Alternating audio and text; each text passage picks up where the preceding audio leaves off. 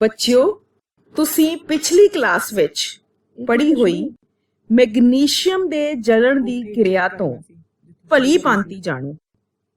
Magnesium ਬਲ ਕੇ magnesium oxide ਬਣਾਉਂਦਾ ਹੈ ਅਤੇ ਨਾਲ ਹੀ ਗਰਮੀ ਅਤੇ ਪ੍ਰਕਾਸ਼ ਪੈਦਾ ਕਰਦਾ ਹੈ।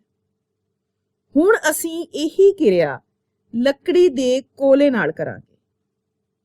ਲੱਕੜੀ ਦੇ ਕੋਲੇ ਨੂੰ ਮੋਮਬੱਤੀ ਜਾਂ ਬੰਸਰ ਬਰਨਰ ਦੇ ਨੇੜੇ ਲਿਆਓ। ਲੱਕੜੀ ਦਾ ਕੋਲਾ ਹਵਾ ਵਿੱਚ ਬਲਦਾ ਹੈ।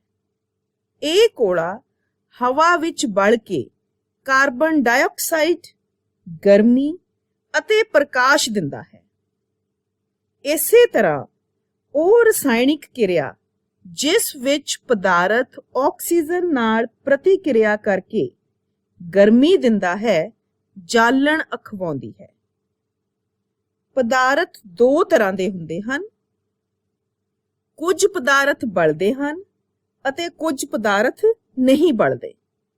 ਜਿਵੇਂ ਕਿ ਤੁਸੀਂ ਦੇਖ ਰਹੇ ਹੋ, ਇੱਕ ਬੱਚੇ ਨੇ ਬਲਦੀ ਹੋਈ ਤੀਲੀ ਕਾਗਜ਼ ਦੇ ਟੁਕੜੇ ਦੇ ਨੇੜੇ ਅਤੇ ਦੂਸਰੇ ਬੱਚੇ ਨੇ ਬਲਦੀ ਹੋਈ ਤੀਲੀ ਇੱਕ ਕੱਚ ਦੇ ਟੁਕੜੇ ਦੇ ਨੇੜੇ ਕੀਤੀ।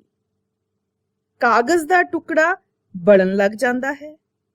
ਇਸੇ ਲਈ ਬੱਚਿਓ, ਉਹ ਪਦਾਰਥ ਜੋ ਹਵਾ ਜਾਂ ਆਕਸੀਜਨ ਦੀ ਹੋਂਦ ਵਿੱਚ ਬਲਦਾ ਹੈ, ਜਲਣਸ਼ੀਲ ਪਦਾਰਥ ਅਖਵਾਉਂਦਾ ਹੈ, ਜਦੋਂ ਕਿ ਦੂਸਰੇ ਪਾਸੇ ਕੱਚ ਦਾ ਟੁਕੜਾ ਅੱਗ ਨਹੀਂ ਫੜਦਾ। ਇਸ ਲਈ ਉਹ ਪਦਾਰਥ ਜੋ ਹਵਾ ਜਾਂ ਆਕਸੀਜਨ ਦੀ ਹੋਂਦ ਵਿੱਚ ਬਲਣ ਕਿਰਿਆ ਨਹੀਂ ਕਰਦੇ, ਉਹਨਾਂ ਨੂੰ ਨਾ ਜਲਣਸ਼ੀਲ ਪਦਾਰਥ ਕਿਹਾ ਜਾਂਦਾ ਹੈ। ਆਓ ਉਹਨਾਂ ਅਵਸਥਾਵਾਂ ਦਾ ਪਤਾ ਲਾਈਏ ਜਿਨ੍ਹਾਂ ਵਿੱਚ ਜਾਲਣ ਹੁੰਦਾ ਹੈ। ਇੱਕ ਮੋਮਬੱਤੀ ਨੂੰ ਮੇਜ਼ ਉੱਤੇ ਰੱਖੋ। ਕੱਚ ਦੀ ਚਿਮਨੀ ਨੂੰ ਮੋਮਬੱਤੀ ਦੇ ਉੱਤੇ ਲੱਕੜੀ ਦੇ ਦੋ ਗੁਟਕਿਆਂ ਦੀ ਸਹਾਇਤਾ ਨਾਲ ਇਸ ਤਰ੍ਹਾਂ ਰੱਖੋ ਕਿ ਹਵਾ ਚਿਮਨੀ ਵਿੱਚ ਜਾਂਦੀ ਰਹੇ। ਵੇਖੋ ਲਾਟ ਨੂੰ ਕੀ ਹੁੰਦਾ ਹੈ। ਹੁਣ ਲੱਕੜੀ ਦੇ ਗੁਟਕਿਆਂ ਨੂੰ ਹਟਾ ਕੇ ਚਿਮਨੀ ਨੂੰ ਮੇਜ਼ ਉੱਤੇ ਟਿਕਾ ਦਿਓ। ਕੀ ਲਾਟ ਕੰਬਦੀ ਹੋਈ ਬੁਝ ਜਾਂਦੀ ਹੈ ਜਾਂ ਧੂਆਂ ਦਿੰਦੀ ਹੈ? ਤੀਸਰੀ ਸਥਿਤੀ ਵਿੱਚ ਚਿਮਨੀ ਨੂੰ ਉੱਪਰੋਂ ਢੱਕ ਦਿਓ। ਹੁਣ ਲਾਟ ਉੱਤੇ ਕੀ ਅਸਰ ਹੁੰਦਾ ਹੈ? ਪਹਿਲੀ ਅਵਸਥਾ ਵਿੱਚ ਮੋਮਬੱਤੀ ਸੁਤੰਤਰ ਰੂਪ ਵਿੱਚ ਅਡੋਲ ਬਲਦੀ ਰਹਿੰਦੀ ਹੈ। ਦੂਸਰੀ ਅਵਸਥਾ ਵਿੱਚ ਲਾਟ ਕੰਬਣ ਲੱਗਦੀ ਹੈ। ਤੀਸਰੀ ਅਵਸਥਾ ਵਿੱਚ ਉਸ ਨੂੰ ਹਵਾ ਨਹੀਂ ਮਿਲਦੀ ਤੇ ਉਹ ਬੁਝ ਜਾਂਦੀ ਹੈ। ਇਸ ਤਰ੍ਹਾਂ ਬੱਚਿਓ, ਹਵਾ ਜਾਲਣ ਦੇ ਲਈ ਬਹੁਤ ਜ਼ਰੂਰੀ ਹੈ। ਪਹਿਲੀਆਂ ਦੋ ਅਵਸਥਾਵਾਂ ਵਿੱਚ ਹਵਾ ਮਿਲਦੀ ਸੀ, ਇਸ ਲਈ ਲਾਟ ਬਲ ਰਹੀ ਸੀ, ਜਦੋਂ ਕਿ ਤੀਸਰੀ ਅਵਸਥਾ ਵਿੱਚ ਹਵਾ ਦੀ ਗੈਰ ਮੌਜੂਦਗੀ ਵਿੱਚ ਲਾਟ ਬੁਝ ਗਈ। ਆਓ ਹੁਣ ਜਲਣਸ਼ੀਲ ਪਦਾਰਥਾਂ ਬਾਰੇ ਹੋਰ ਜਾਣੀਏ। ਤੁਸੀਂ ਦੇਖ ਰਹੇ ਹੋ ਕਿ ਬੱਚਾ ਕਾਗਜ਼ ਦੇ ਟੁਕੜੇ ਕੋਲ ਬਲੀ ਹੋਈ ਤੀਲੀ ਲਿਜਾ ਰਿਹਾ ਹੈ ਅਤੇ ਦੂਸਰਾ ਬੱਚਾ ਬਲੀ ਹੋਈ ਤੀਲੀ ਲੱਕੜ ਦੇ ਟੁਕੜੇ ਕੋਲ ਲਿਜਾ ਰਿਹਾ ਹੈ। ਪਰ ਇਹ ਬਲਦੀ ਹੋਈ ਤੀਲੀ ਲੱਕੜ ਦੇ ਟੁਕੜੇ ਨੂੰ ਨਹੀਂ ਜਲਾ ਸਕੀ, ਪਰ ਕਾਗਜ਼ ਦੇ ਟੁਕੜੇ ਨੇ ਬਹੁਤ ਜਲਦੀ ਅੱਗ ਫੜ ਲਈ। ਇਸ ਦਾ ਭਾਵ ਹੈ ਕਿ ਲੱਕੜੀ ਦਾ ਟੁਕੜਾ ਆਪਣੇ ਜਾਲਣ ਤਾਪਮਾਨ ਤੇ ਨਹੀਂ ਪਹੁੰਚਿਆ। ਬੱਚਿਓ, ਉਹ ਘੱਟੋ ਘੱਟ ਤਾਪਮਾਨ ਜਿਸ ਤੇ ਕੋਈ ਪਦਾਰਥ ਬਲਣ ਲੱਗਦਾ ਹੈ, ਉਹ ਤਾਪਮਾਨ ਉਸ ਪਦਾਰਥ ਦਾ ਜਾਲਣ ਤਾਪਮਾਨ ਅਖਵਾਉਂਦਾ ਹੈ। ਇਸੇ ਲਈ ਹੀ ਵੱਖ-ਵੱਖ ਪਦਾਰਥ ਵੱਖ-ਵੱਖ ਤਾਪਮਾਨ ਤੇ ਅੱਗ ਫੜਦੇ ਹਨ। ਤੁਹਾਡੇ ਘਰ ਵਿੱਚ ਤੁਹਾਡੇ ਮਾਤਾ ਜੀ ਤੁਹਾਨੂੰ LPG ਸਟੋਵ ਦੇ ਨੇੜੇ ਮਾਚਿਸ ਦੀ ਤੀਲੀ ਲਿਜਾਉਣ ਤੋਂ ਰੋਕਦੇ ਹਨ। ਕਿਉਂ? ਕਿਉਂਕਿ ਇਹ ਗੈਸ ਬਹੁਤ ਜਲਦੀ ਅੱਗ ਫੜ ਲੈਂਦੀ ਹੈ। ਇਸ ਦਾ ਜਾਲਣ ਤਾਪਮਾਨ ਬਹੁਤ ਘੱਟ ਹੁੰਦਾ ਹੈ। ਇਸੇ ਤਰ੍ਹਾਂ ਤੁਸੀਂ ਪੈਟਰੋਲ ਪੰਪ ਉੱਤੇ ਵੀ ਨੋ ਸਮੋਕਿੰਗ ਸਾਈਨ ਬੋਰਡ ਲੱਗਿਆ ਦੇਖਿਆ ਹੋਵੇਗਾ। ਕਿਉਂ? ਕਿਉਂਕਿ ਪੈਟਰੋਲ ਦਾ ਜਾਲਣ ਤਾਪਮਾਨ ਵੀ ਬਹੁਤ ਘੱਟ ਹੁੰਦਾ ਹੈ ਅਤੇ ਇਹ ਬਹੁਤ ਜਲਦੀ ਅੱਗ ਫੜ ਲੈਂਦਾ ਹੈ। ਇਸੇ ਲਈ ਪੈਟਰੋਲ ਪੰਪ ਕੋਲ ਸਿਗਰਟ ਆਦਿ ਪੀਣ ਦੀ ਵੀ ਇਜਾਜ਼ਤ ਨਹੀਂ ਹੁੰਦੀ। ਬੱਚਿਓ, LPG ਅਤੇ ਪੈਟਰੋਲ ਵਰਗੇ ਪਦਾਰਥਾਂ ਦਾ ਜਾਲਣ ਤਾਪਮਾਨ ਬਹੁਤ ਘੱਟ ਹੁੰਦਾ ਹੈ ਅਤੇ ਇਸ ਨਾਲ ਲਾਟ ਆਸਾਨੀ ਨਾਲ ਅੱਗ ਫੜ ਲੈਂਦੇ ਹਨ। ਇਸੇ ਲਈ ਇਹਨਾਂ ਨੂੰ ਜਲਣਸ਼ੀਲ ਪਦਾਰਥ ਕਿਹਾ ਜਾਂਦਾ ਹੈ। ਆਓ ਹੁਣ ਦੇਖੀਏ ਕਿ ਅਸੀਂ ਅੱਗ ਨੂੰ ਕਿਵੇਂ ਕਾਬੂ ਕਰ ਸਕਦੇ ਹਾਂ। ਇਸ ਤੋਂ ਪਹਿਲਾਂ ਇਹ ਜਾਣਨਾ ਜ਼ਰੂਰੀ ਹੈ ਕਿ ਅੱਗ ਪੈਦਾ ਕਰਨ ਲਈ 3 ਜ਼ਰੂਰਤਾਂ ਹੁੰਦੀਆਂ ਹਨ। ਨੰਬਰ 1 ਬਾਲਣ, ਨੰਬਰ 2 ਹਵਾ, ਨੰਬਰ 3 ਗਰਮੀ, ਜਾਂ ਆਪਾਂ ਇਸ ਨੂੰ ਤਾਪਮਾਨ ਵੀ ਕਹਿੰਦੇ ਹਾਂ। ਇਹਨਾਂ ਵਿੱਚੋਂ ਇੱਕ ਜਾਂ ਇੱਕ ਤੋਂ ਵੱਧ ਜ਼ਰੂਰਤਾਂ ਨੂੰ ਹਟਾ ਕੇ ਅੱਗ ਤੇ ਕਾਬੂ ਪਾਇਆ ਜਾ ਸਕਦਾ ਹੈ। ਇਸ ਲਈ ਪਹਿਲੀ ਜ਼ਰੂਰਤ ਹਵਾ ਜਾਂ ਆਕਸੀਜਨ ਦੀ ਸਪਲਾਈ ਬੰਦ ਕਰਕੇ ਵੀ ਅੱਗ ਉੱਤੇ ਕਾਬੂ ਪਾਇਆ ਜਾ ਸਕਦਾ ਹੈ। ਤੁਸੀਂ ਫਾਇਰਮੈਨ ਨੂੰ ਪਾਣੀ ਨਾਲ ਅੱਗ ਬੁਝਾਉਂਦੇ ਵੇਖਿਆ ਹੋਵੇਗਾ। ਪਾਣੀ ਤਾਪਮਾਨ ਨੂੰ ਬਾਲਣ ਦੇ ਜਾਲਣ ਤਾਪਮਾਨ ਤੋਂ ਘੱਟ ਕਰ ਦਿੰਦਾ ਹੈ। ਪਰ ਬੱਚਿਓ, ਜੇ ਬਿਜਲਈ ਯੰਤਰਾਂ ਵਿੱਚ ਅੱਗ ਲੱਗੀ ਹੋਵੇ ਤਾਂ ਪਾਣੀ ਬਿਜਲੀ ਦਾ ਚਾਲਣ ਕਰ ਸਕਦਾ ਹੈ। ਤੇਲ ਅਤੇ ਪੈਟਰੋਲ ਨੂੰ ਲੱਗੀ ਅੱਗ ਬੁਝਾਉਣ ਲਈ ਵੀ ਪਾਣੀ ਦੀ ਵਰਤੋਂ ਉਚਿਤ ਨਹੀਂ ਹੈ।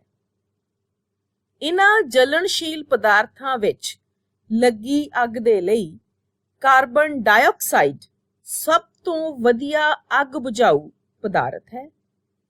ਆਕਸੀਜਨ ਤੋਂ ਭਾਰੀ ਹੋਣ ਕਾਰਨ ਕਾਰਬਨ ਡਾਈਆਕਸਾਈਡ ਅੱਗ ਨੂੰ ਇੱਕ ਕੰਬਲ ਵਾਂਗ ਲਪੇਟ ਲੈਂਦੀ ਹੈ। ਇਸ ਨਾਲ ਬਾਲਣ ਅਤੇ ਆਕਸੀਜਨ ਵਿੱਚ ਸੰਪਰਕ ਟੁੱਟ ਜਾਂਦਾ ਹੈ ਅਤੇ ਅੱਗ ਤੇ ਕਾਬੂ ਹੋ ਜਾਂਦਾ ਹੈ। ਸੋ ਬੱਚਿਓ, ਕਾਰਬਨ ਡਾਈਆਕਸਾਈਡ ਬਿਜਲੀ ਯੰਤਰਾਂ ਨੂੰ ਵੀ ਕੋਈ ਹਾਨੀ ਨਹੀਂ ਪਹੁੰਚਾਉਂਦੀ। ਪਰ ਸਾਨੂੰ ਕਾਰਬਨ ਡਾਈਆਕਸਾਈਡ ਦੀ ਸਪਲਾਈ ਕਿੱਥੋਂ ਮਿਲਦੀ ਹੈ? ਉੱਚੇ ਦਬਾਅ ਤੇ ਇਹ ਦ੍ਰਵ ਰੂਪ ਵਿੱਚ ਸਿਲੰਡਰਾਂ ਵਿੱਚ ਭਰੀ ਜਾ ਸਕਦੀ ਹੈ। ਇਸ ਲਈ ਇਹ ਬਹੁਤ ਹੀ ਲਾਭਦਾਇਕ ਅੱਗ ਬੁਝਾਊ ਪਦਾਰਥ। ਬੱਚਿਓ, ਜਦੋਂ ਅਸੀਂ ਕੈਰੋਸੀਨ ਲੈਂਪ ਦੀ ਲਾਟ ਨੂੰ ਦੇਖਦੇ ਹਾਂ ਤਾਂ ਸਾਨੂੰ ਇਹ ਪੀਲੀ ਨਜ਼ਰ ਆਉਂਦੀ ਹੈ। ਪਰ ਸਾਡੀ ਰਸੋਈ ਵਿੱਚ LPG ਗੈਸ ਦੇ ਚੁੱਲ੍ਹੇ ਦੀ ਲਾਟ ਨੀਲੀ ਹੈ। ਮੋਮਬੱਤੀ ਦੀ ਲਾਟ ਦਾ ਰੰਗ ਆਕਸੀਜਨ ਦੀ ਸਪਲਾਈ ਤੇ ਨਿਰਭਰ ਕਰਦਾ ਹੈ।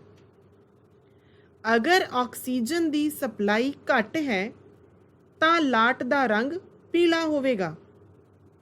ਇਸ ਦਾ ਭਾਵ ਬਾਲਣ ਦੀ ਜਲਣ ਕਿਰਿਆ ਪੂਰੀ ਨਹੀਂ ਹੋਈ।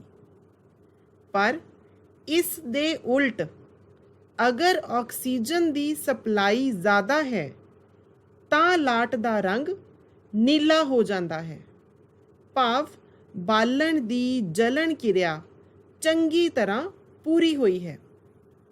ਬੱਚਿਓ, ਸੋਚਣ ਦੀ ਗੱਲ ਹੈ ਕਿ ਲਾਟ ਬਣਦੀ ਕਿਉਂ ਹੈ? ਜਾਲਣ ਦੇ ਸਮੇਂ ਜਿਹੜੇ ਬਾਲਣ ਵਾਸ਼ਪਿਤ ਹੁੰਦੇ ਹਨ ਉਹ ਲਾਟ ਦਾ ਨਿਰਮਾਣ ਕਰਦੇ ਹਨ।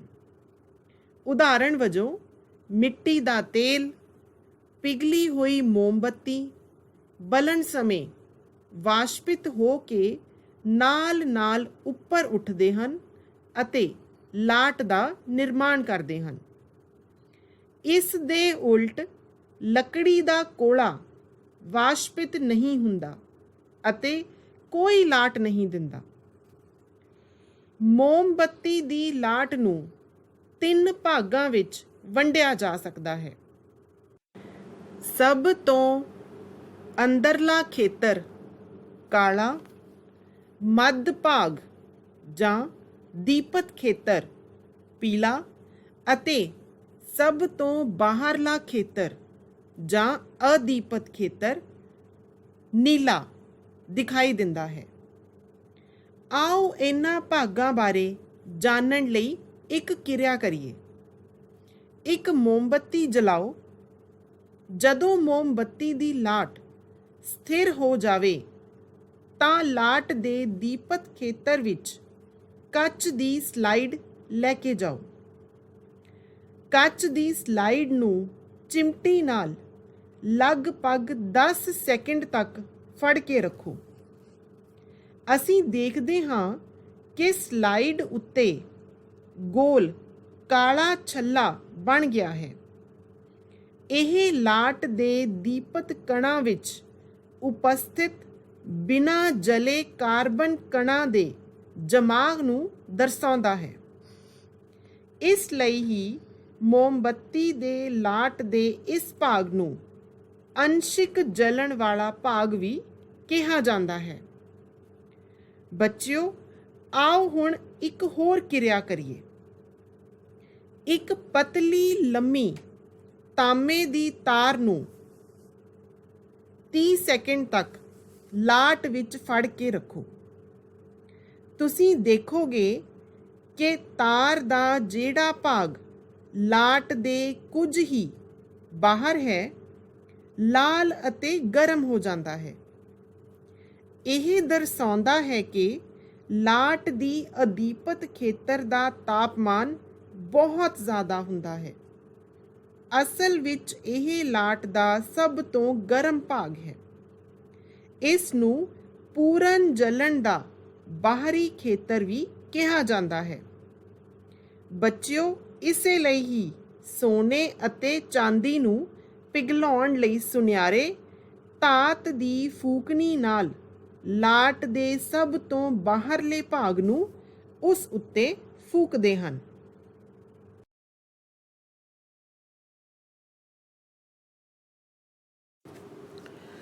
ਬਾਲਣ ਊਰਜਾ ਦਾ ਮਹੱਤਵਪੂਰਨ ਸਰੋਤ ਹੈ।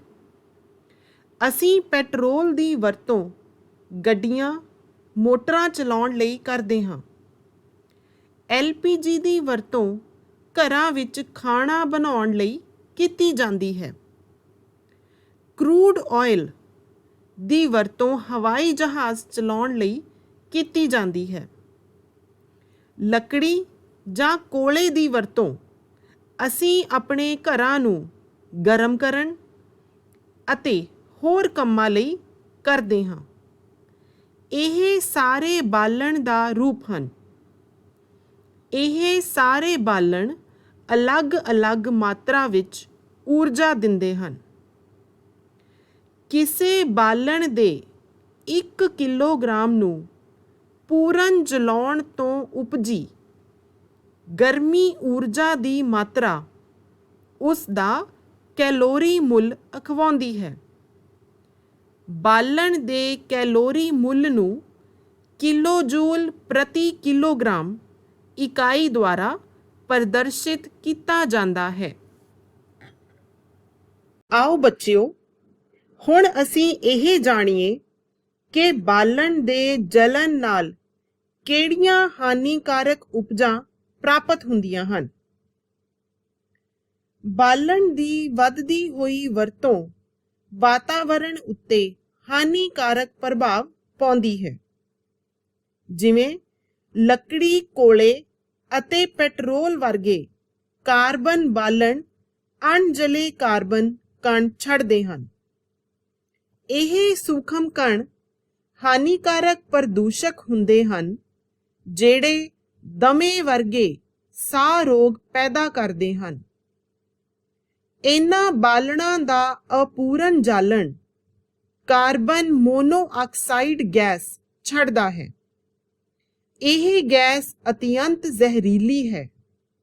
ਬੰਦ ਕਮਰੇ ਵਿੱਚ ਕੋਲਾ ਜਲਾਉਣਾ ਖਤਰਨਾਕ ਹੁੰਦਾ ਹੈ, ਕਿਉਂਕਿ ਪੈਦਾ ਹੋਈ ਕਾਰਬਨ ਮੋਨੋਆਕਸਾਈਡ ਗੈਸ ਨਾਲ ਕਮਰੇ ਵਿੱਚ ਸੁੱਤੇ ਵਿਅਕਤੀ ਦੀ ਮੌਤ ਵੀ ਹੋ ਸਕਦੀ ਹੈ। ਵਧੇਰੇ ਬਾਲਣਾਂ ਦੇ ਜਾਲਣ ਨਾਲ ਵਾਤਾਵਰਣ ਵਿੱਚ ਕਾਰਬਨ ਡਾਈਆਕਸਾਈਡ ਨਿਕਲਦੀ ਹੈ।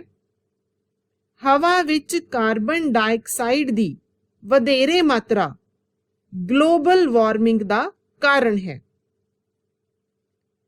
ਕੋਲੇ ਅਤੇ ਡੀਜ਼ਲ ਦੇ ਜਲਣ ਨਾਲ ਸਲਫਰ ਡਾਈਆਕਸਾਈਡ ਗੈਸ ਨਿਕਲਦੀ ਹੈ। ਇਹ ਗੈਸ ਬਹੁਤ ਹੀ ਦਮਘੋਟੂ ਅਤੇ ਖੋਰਕ ਗੈਸ ਹੈ। ਇਸ ਤੋਂ ਇਲਾਵਾ ਪੈਟਰੋਲ ਇੰਜਨ ਨਾਈਟ੍ਰੋਜਨ ਤੇ ਗੈਸੀ ਆਕਸਾਈਡ ਛੱਡਦੇ ਹਨ। ਸਲਫਰ ਅਤੇ ਨਾਈਟ੍ਰੋਜਨ ਦੇ ਆਕਸਾਈਡ ਮੀਂਹ ਦੇ ਪਾਣੀ ਵਿੱਚ ਘੁਲ ਜਾਂਦੇ ਹਨ ਅਤੇ ਤੇਜ਼ਾਬ ਬਣਾਉਂਦੇ ਹਨ। ਅਜਿਹੀ ਵਰਖਾ ਤੇਜ਼ਾਬੀ ਵਰਖਾ ਅਖਵਾਉਂਦੀ ਹੈ, ਜਿਹੜੀ ਫਸਲਾਂ, ਇਮਾਰਤਾਂ ਅਤੇ ਮਿੱਟੀ ਦੇ ਲਈ ਬਹੁਤ ਹੀ ਹਾਨੀਕਾਰਕ ਹੁੰਦੀ ਹੈ।